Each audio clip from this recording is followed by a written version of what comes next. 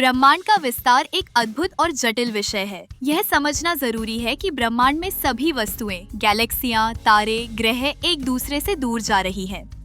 1920 के दशक में एडविन हबल ने यह खोज की थी कि दूर की गैलेक्सियां हमसे तेजी से दूर हो रही है। बिग बैंग सिद्धांत के अनुसार ब्रह्मांड लगभग 13.8 अरब वर्ष पहले एक घने और गर्म अवस्था से शुरू हुआ।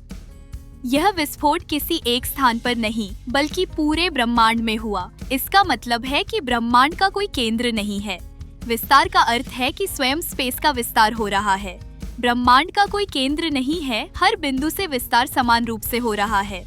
इसे समझने के लिए एक गुब्बारे की कल्पना करें जो फूलता है। जैसे गुब्बारा फूलता है, हर बिंदु एक दूसरे से दूर होता है। ब्रह्मांड का कोई किनारा नहीं है, यह अनंत या सीमाहीन है। आप कहीं भी जाएं, आपको कोई अंत नहीं मिलेगा। सामान्य सोच यह हो सकती है कि ब्रह्मांड किसी खाली जगह में फैल रहा है, लेकिन ऐसा नहीं है। ब्रह्मांड ही सब कुछ है, समय, स्थान, ऊर्जा और पदार्थ। इसलिए बाहर शब्द का कोई अर्थ नहीं है।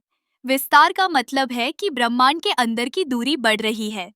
गणितीय मॉडल जैसे सामान्य सापेक्षता का उपयोग किया जाता है। आइंस्टीन के समीकरण ब्रह्मांड के विस्तार को समझाने में मदद करते हैं। ये मॉडल बताते हैं कि ब्रह्मांड का विस्तार समय के साथ कैसे बदलता है। हम ब्रह्मांड का हिस्सा है और हमारा अस्तित्व इस विस्तार से जुड़ा है।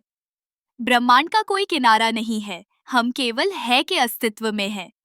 ब्रह्मांड का विस्तार हमें हमारे अस्तित्व और समय की गहरी समझ देता है।